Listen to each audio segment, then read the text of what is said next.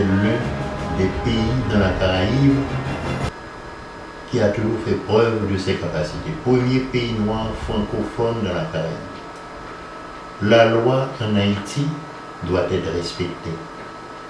Eh bien, Islam et Bibil, Jean-Claude Joseph, il n'est plus avec nous.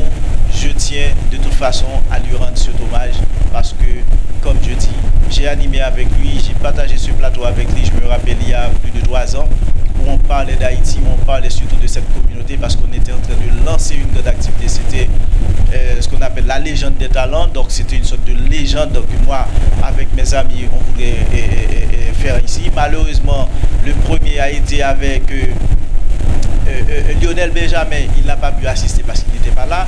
Mais quand bien même, Bibil, mes chers amis, Bibil, on ne sait pas comment le présenter. Il était, comme je dis, c'était quelqu'un qui était toujours là. Et si on dit Bibil Bebop, on va sur YouTube, on va Bibil avec son groupe. C'est quelqu'un qui chantait, c'est quelqu'un qui animait, c'est un homme culturel, comme je dis, c'était un ambassadeur, parce que c'est quelqu'un, quand on l'appelle, on dit Bibil Haïti, eh bien, il ne rentre pas chez lui pour aller chercher son sac ou ses valises, il va directement à l'aéroport parce qu'il avait déjà son passeport sur lui. En gros, voilà, c'est ce que je peux dire de Bibil, un homme qu'on a rencontré de la communauté.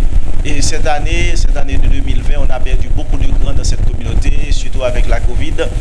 Mais quand bien même, Bibil fait partie de ce lot de gens précieux qu'on ne va pas oublier dans cette communauté haïtienne de France.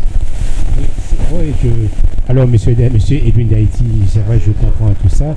C'est dommage, on ne sait pas de quelle façon il est décédé, si c'est parce qu'il est malade ou c'est naturel.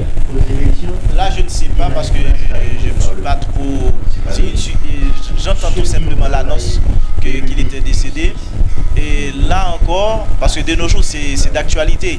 Hein, on était avec quelqu'un aujourd'hui, demain, il n'est plus. Quand on m'a dit Bibil est mort, je dis ah bon, Bibil il était malade. Tandis que je me rappelle, il m'a appelé, ça fait peut-être 3 à 4 mois qu'il m'avait appelé parce qu'au moment de la Covid, on essayait d'appeler presque tous les grands de la communauté pour prendre de leurs nouvelles. Bon, il était quand même gaillard à cette époque-là, mais c'est dommage, il est parti.